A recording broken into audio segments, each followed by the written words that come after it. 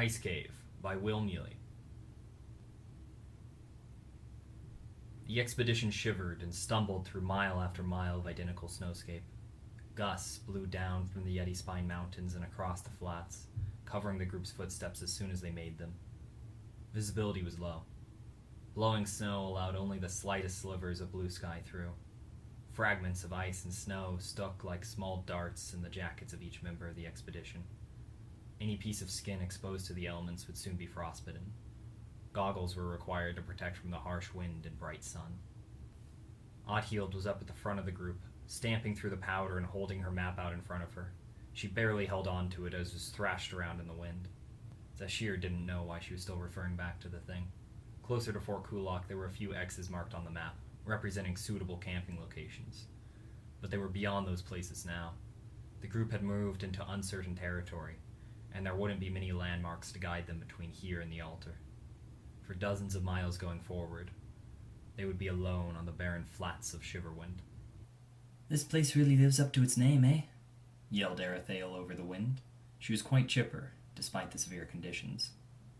"I don't know why I signed on to this," grumbled Kelian, who was at the back of the group. He was skinny and almost tumbled over in the fierce wind. Cheer up," said Aryth'ael. "You can't give up now. You haven't seen anything interesting yet." Kelian started to slow down and lag behind the group. The crunch of the snow beneath his footsteps became ever more infrequent and imprecise. Zashire stopped and waded back through the snow towards him. He could barely see the bard at this point, with the heavy powder in the air. Zashire extended his hand out towards him, grasping at empty air. "Come on," said Zashire. "We've got a while longer to go today. You can do this." "Well, I don't think I can," said Kelian. "Tell me, why'd I agree to any of this?" "You said you couldn't ignore your inbuilt sense of adventure," said Zashire. Orivik interrupted from up ahead. "Oi, extra much. Let's get a move on. I'm not spending any more time in this cold than I have to." Kelian belatedly took Zashire's hand, and the two began trudging forward again through the snow. The group turned and waited for them to catch up. As soon as Zashire and Kelian rejoined the group, they started moving again. "Only a bit longer and we can make camp," said Audhild from the front. Zashire looked back at the bard and nodded his head reassuringly. Kelian's shoulders sagged a little, but the two kept walking. After about half a mile, the wind started to die down and the powder began to settle. The landscape became spotless, perfect, with nothing out of place for all the eye could see. The sky was a brilliant blue, with no clouds to interrupt its color. Mountains, that looked no larger than hills at this distance, dotted the eastern sky. The ground itself was a flat, unblemished white, a canvas no god had bothered to paint. Being here was a serene experience, though it was still blisteringly cold. The sun hung in the sky, mocking the expedition and providing them with no warmth. Still, it was beautiful. Zashire looked out at the endless white and took a moment to appreciate it. Never before had he been in a place so gigantic and so empty. He felt as though he was on top of the world, marching across a great plateau that stood even above the clouds. He looked up at the sun and the barely visible gibbous moon. He knew in the basest fibers of his being that there was nothing between him and space but a thin layer of air. Never had he felt so close to the celestial bodies, and never had he felt so close to God. Zashire took his silver pendant into his hand and clutched it as he walked. The pendant was of an ironleaf tree, meant to symbolize Elva. It warmed him a little to know that she was with him in the snow. Eventually, the group came to a halt, and Audhild and Garthmuuk the orc began to talk at the front of the group. Audhild was pointing to a cornice in the distance. "Can you see what they're looking at?" asked Aryth'ael. "Probably a place to camp," said Zashire. "It's a bit early though, isn't it?" said Aryth'ael. Good, we're stopping," said Kelian, exasperated. Audhild turned back towards the rest of the group. "All right, everyone," she said. "We didn't make as much progress as I had wanted today, but we're going to stop and dig into that cornice up there." Kelian let out a quiet, "Well, thank the gods." "The facts are," said Garthmuuk in a low, dragging voice, "the flats we're heading into, we have no idea what they'll be like. It's uncharted territory and we aren't sure how many good places there'll be to camp. So it's a little early, but we'll take what we can get." By the time the group reached the cornice, everyone was a little exhausted. The day had been short, but no less brutal than the others. As they approached the edge of the snow formation, Zashire felt a shiver run down his spine. He blinked quickly, and for a second, he saw a maggot writhing around in Aryth'ael's red hair. Zashire shook off the vision and continued moving forward. "Well, what do you know?" exclaimed Lorenjolf. "Luck has left for us an already built cave. This is wonderful, yeah?" Sure enough, burrowed into the underbelly of the cornice was a perfectly smooth, cylindrical ice cave. It curved down gradually and ended maybe 30 feet back in a mound of fresh powder.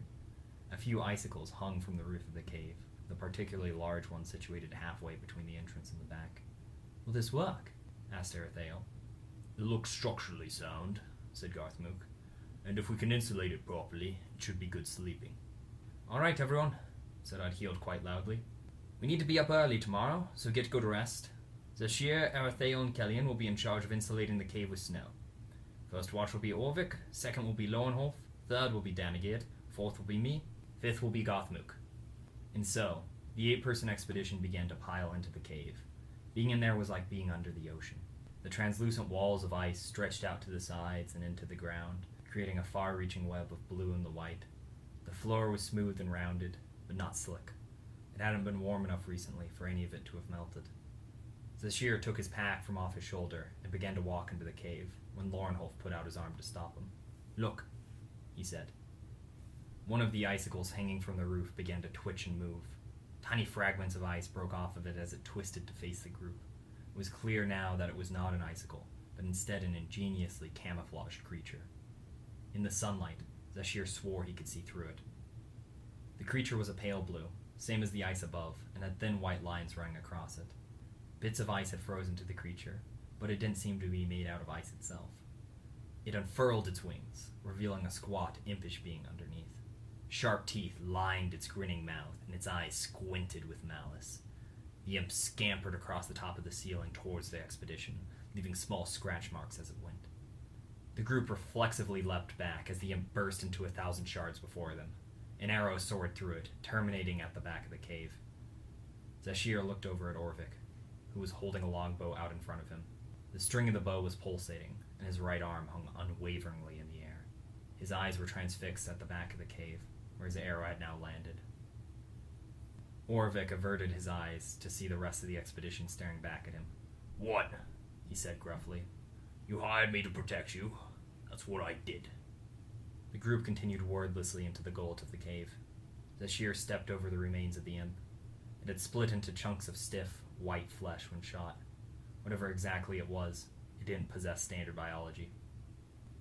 The group scoured the cave for more creatures, eventually deeming it secure. They took off their packs and started to unfold their bedrolls. Lorenjolf removed his mess kit from his pack, and Garthmuuk nibbled on some of his ration for the day. Aryth'ael turned to Zashire and Kelian and clasped her hands together.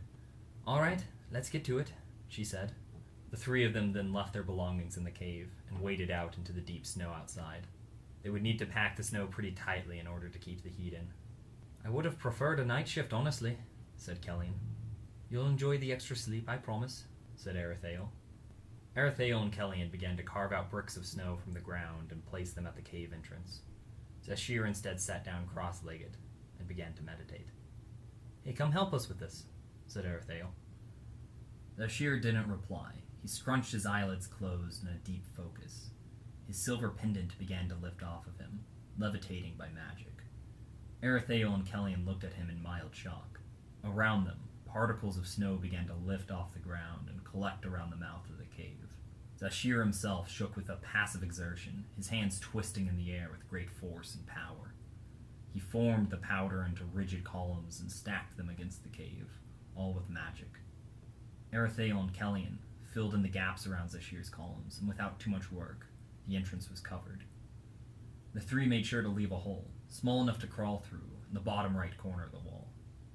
Now that they were done, they slinked back into the cave and took off their goggles. Zashire was sweating.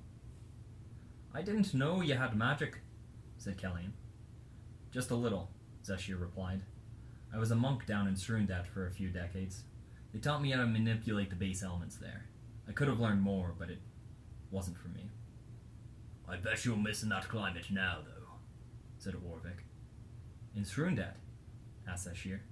"Aye, I've never been, but I spent a year in Selos near there. was hot and muggy. I didn't miss it till I spent all this time in the damn cold. You can say that again. The snow puts things in perspective, said Zashire.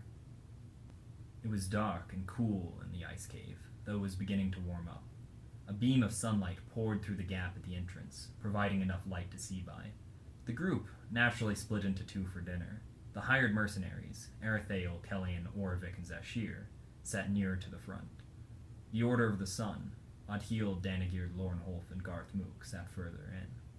They consumed hardtack and jerky, as well as some black tea warmed over a small fire. Aryth'ael turned to Kelian as they were eating. You know I can do magic too, right? Really? He said, a mouthful of jerky. Yep, she said, snapping her fingers. There was a loud pop, and sparks flew off from her fingertips. A small golden orb appeared in the air and illuminated the cave suddenly with bright light. She snapped again, and the orb disappeared. Kelian stared up in amazement. How'd you learn all this magic anyway? Years and years of practice, same as any other skill. Same way you became good at the accordion. I wouldn't say he's good at the accordion, said Orivik, chuckling. Oi, why are you always having a go at me, huh? Said Kelian, a bit flustered. All right, let's calm down, said Aryth'ael. We shouldn't be wasting our energy on each other. The wind howled, stripping away at the packed snow. The light shining through the hole at the front of the cave turned orange and began to fade. The four mercenaries finished their dinner in silence and then prepared for bed. Aryth'ael, Kelian, and Zashire wrapped themselves in their wool blankets and nestled into their bedrolls, all pleased not to have to take watch this night. Orivik stayed awake and grumbled under his breath. The other four stayed awake a little longer, but eventually found their way to sleep as well. They staunched their fire, and the cave was as black as the sky. It must have been early in the morning when Zashire awoke in shivers. Lorenjolf looked over at him from the back of the cave. He was shrouded in darkness, but fear was unmistakable in his eyes. Water dripped down from the few remaining icicles in the cave. Deep grooves had formed in the walls, and water trickled from them like blood from ribs. Steam rose from the back of the cave. The snow mound there was popping with heat and force. Sweat gripped Zashire's temples. When he put his hands to his face, it felt warm, and yet he was cold all over. He could barely bring himself to speak through shivers. Lorenjolf shook Audhild awake. She stirred and said, Is it my watch all right? She was interrupted by a loud chattering that echoed throughout the cave. Sneaky mice, the voice said in the most chilling of tones. Sneaking around my home, I will gobble you up all. Zashire, get everyone awake, now, said Lorenjolf. Zashire quickly shook Aryth'ael and Kelian. As they started to stir, he clambered over them to rouse Orivik. His eyes shot open in frustration. As he sat up, though, that quickly turned to fear. The cave was flooding. Frigid cold water poured from the walls and down from the ceiling. The snow at the back liquefied and disappeared into steam. Humidity and heat filled the air while a pool of icy water amassed at the group's feet. Soon, their mess kits and bedrolls were swimming in the ankle-high depths. Pack up all you can, yelled Audhild, scrambling to gather her belongings in the water. It was dark and disorienting. Zashire splashed around, trying to find his backpack. He quivered as miniature waterfalls of ice poured over his back and his fingers went numb in the water. A light went on, and he was able to grab his pack quickly out from the pool. He looked up to see a small golden orb hovering in the air near him. It lit up their entire part of the cave and made the group acutely aware of their predicament. Water would not stop pouring in, and the heat made it almost impossible to breathe. In the back of the cave, beyond what was left of the snow mound, there were two large, fiery eyes staring at the expedition. Rascals only eat roots and plants below surface for so long. Now Rascals will eat sneaky mice. Aryth'ael motioned her hand forward, and the golden orb soared towards the back of the cave. There stood a colossal gray centipede with beady red eyes and a maw that dripped fire. Faint red rings pulsated at the ends of its body segments. Its bright red antennae danced in the air like flaming whips. The air in front of the creature warped and screamed in the dreadful heat. Snow and ice disintegrated around it. All 8 of the expedition stood facing the creature, quivering in their damp boots. The centipede clicked its mandibles together, spitting out hot fire. Then suddenly, it scurried towards the group, its spindly legs chafing against each other as they tapped against the floor. There was an immediate reaction by the expedition. Yelling and sounds of unsheathing swords rang out over the rushing water. One of the great centipede's antennae lashed out and struck the floating orb. Golden sparks exploded out, and the cave went dark again. The only light came from the creature itself, its brilliant red eyes and rings reflecting off the shallow water below it. Zashire could barely make out Orivik shaking beside him. An arrow pulled back in the string of his bow. "Stop," Zashire said, barely able to get the words out. "You'll only hit one of us." Orivik lowered his bow and looked at him. Both of them then looked away from the centipede and towards the entrance of the cave, which was still covered in packed snow. They stared back at each other, hope and nervousness shining through their eyes. "Back through here!" shouted Orivik, stomping over towards the wall. Zashire's premonition was still plaguing him with unbearable cold. Such a severe warning did more ill than good. He found himself almost unable to move, and instinctively stuck his arm out against the wall for support. The wall was slick, and Zashire slipped and crashed into the water. Cold shot through every nerve of his body. Unfortunately, the centipede had never gotten close to the packed snow, and the wall was still very much intact. Orivik grunted and yelled as he struggled against it. "Which part of the wall did you put the hole in?" he yelled. "It's too dark, I can't see." Kelian, wading through the water, yelled back, "Bottom right corner." There were more sounds of Orivik struggling and grunting. "It's not here." "Oh, sorry," said Kelian. "Bottom right corner from the outside of the cave. So, bottom left, actually." Orivik let out an angry yell, and there were more sounds of splashing. Zashire let out a strangled gasp as he was pulled from the frigid pool by Aryth'ael. Her eyes were mad, and gushes of water poured down on her from above. "Zashire, I can see you're going through one of your premonitions. I know this is hard for you, but I need you to focus. That thing just destroyed my magic. There's no fighting it. We're going to have to run. And in order to do that, you need to tear down that wall, same as you put it up. We're not escaping unless you do that." Zashire could barely hear her over the rushing water and the insane thumping inside his head. The cold water had sobered him some, but not much. "Do you understand me?" asked Aryth'ael, shaking him. Zashire nodded slowly. Aryth'ael turned Zashire towards the wall. He was still weak and numb from the cold. Behind him, great explosions of fire erupted inside the cave. Lorenjolf and Danigird slashed at the creature with their long swords. Audhild fired at it with her bow. Garthmuuk swung his morning star. Still, they retreated backwards. There wasn't much time.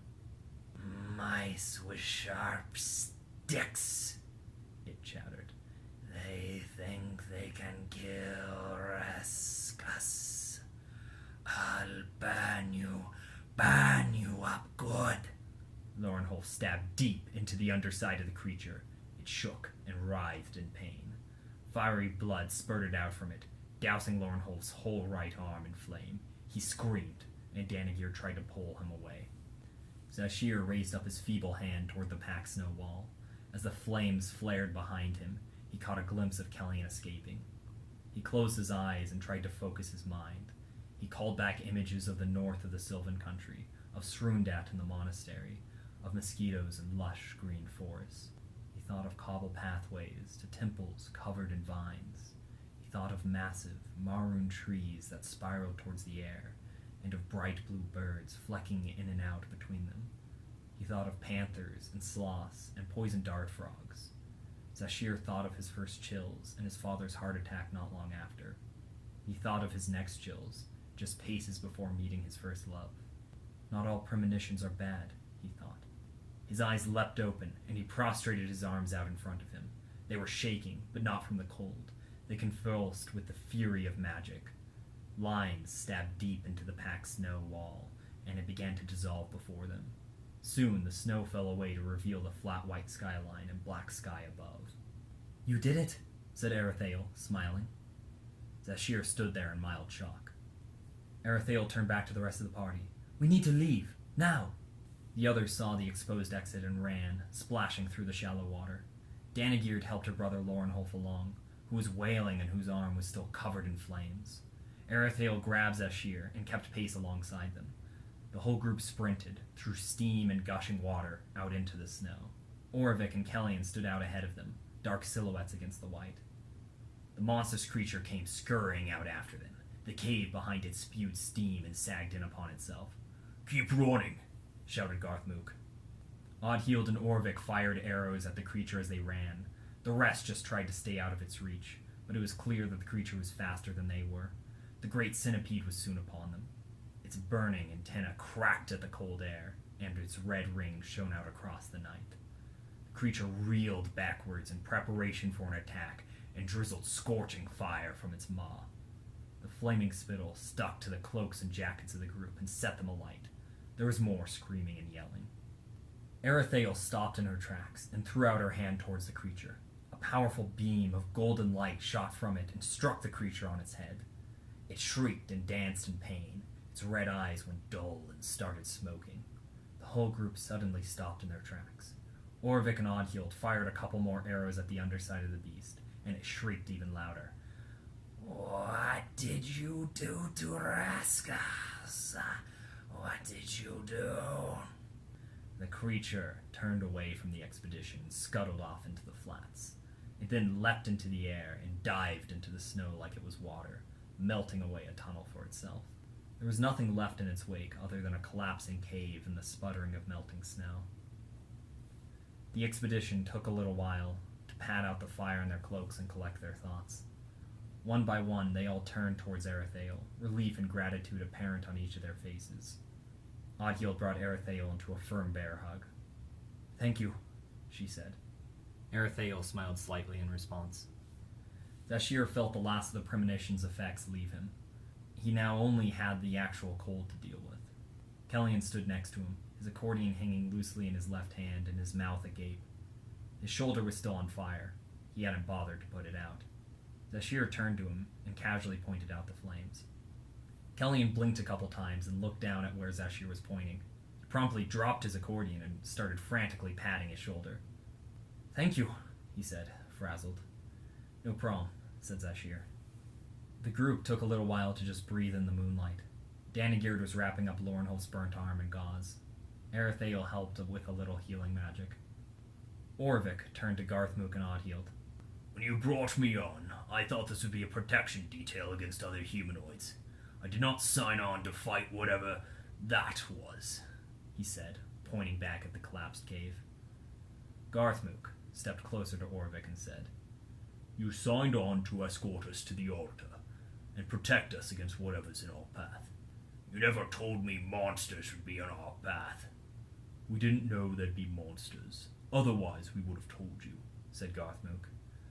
Now, I don't see any burn marks, so it seems you weren't terribly affected. If this is all it takes to shake the mighty sellsword you promised us, then I'd like my money back. Orivik looked down and said nothing. All right, everyone, said Audhild. I know that was a lot, but we're going to freeze if we stay out here much longer. We're going to have to dig a new cave. No, I feel fine, said Zashire. Aryth'ael scoffed. That's a first. What? Said Zashire, smirking. Think we're gonna be alright. The night air was far below freezing, but Zashire could ignore the stinging cold for a little while longer. He laughed a little to himself, and a few others joined in. The group stood there in the frigid snow, their items held loosely in their arms, and started to laugh and cry. They let themselves break down for a bit, before it was back to the mission. They dug into a snowdrift a few hundred feet away.